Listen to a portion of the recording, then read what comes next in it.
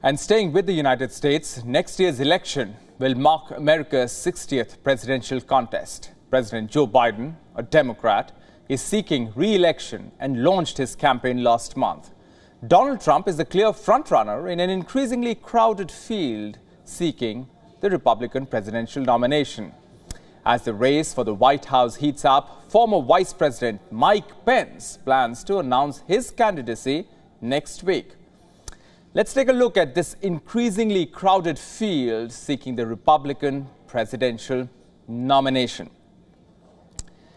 So the first on the list, of course, is Donald Trump. He's making his third bid for the White House. He's the clear frontrunner as far as the Grand Old Party goes.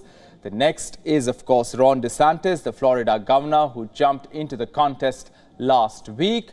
He is viewed as the most formidable challenger to twice impeached Donald Trump.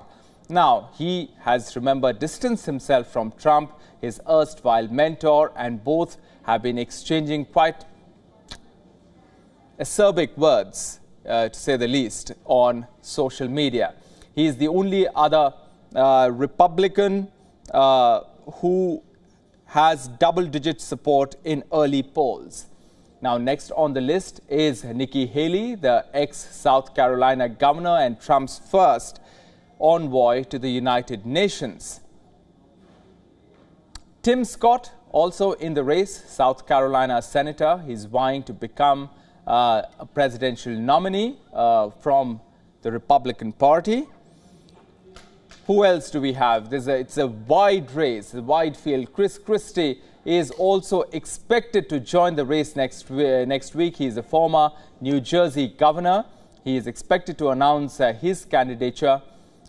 He's a former close associate of Donald Trump, but has been sharply critical of former president over the assault on the U.S. Capitol and his refusal to concede the 2020 election. So he is expected to join the race as well.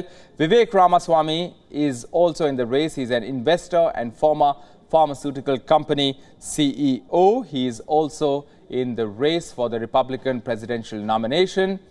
Asa Hutchinson, Bill Clinton's impeachment manager, is a former Arkansas governor. He's also in the race. He also served as the administrator of the Drug Enforcement Administration. He's also joined the race. Larry Elder, former conservative media personality, also in the Republican race to take on Donald Trump for the Republican presidential nomination. And finally, last but not the least, Perry Johnson, also in the race. He, remember, failed to qualify for the ballot in his last campaign for Michigan governor. So these are the presidential hopefuls as far as the Republican Party is concerned. Now let's talk about Mike Pence, who is expected to announce his candidature next week. He is a former vice president. He's planning to announce his candidacy as early as next week. Now, he is a staunch conservative from Indiana and an ardent opponent of abortion. He is at the moment crisscrossing the country. In recent weeks, he's been touring the country, campaigning and testing the voters as far as the presidential race goes.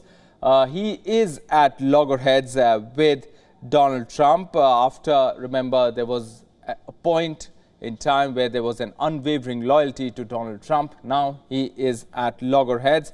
Now, he has refused to go along with Donald Trump's efforts to overturn the 2020 results. So that's the main issue which resulted in falling apart of the two leaders. He's given this important quote: "History would hold Trump accountable for role in Capitol riot." That's the statement coming from him, also saying that Trump was wrong. I had no right to overturn the 2020 election. Now, in April, he appeared before a grand jury. He testified in the federal investigation examining Trump's role in the assault on the Capitol, one of a number of legal cases that's facing the former president. So he appeared before the grand jury on Trump's efforts to retain power. Now, earlier we spoke with our correspondent Susan Tehrani in New York, who explains how do these potential candidates like Christie and Mike Pence plan on swaying the primary voters. Chris Christie and Mike Pence have two very different characters. Chris Christie, a one-time Trump supporter, has turned out to be one of the former president's most vocal critics, calling him a Russian puppet, even a coward as well. And he's giving New Hampshire another try and will possibly announce his candidacy for the Republican primary in New Hampshire, a state that he lost miserably back in 2016 when he also ran. But why New Hampshire?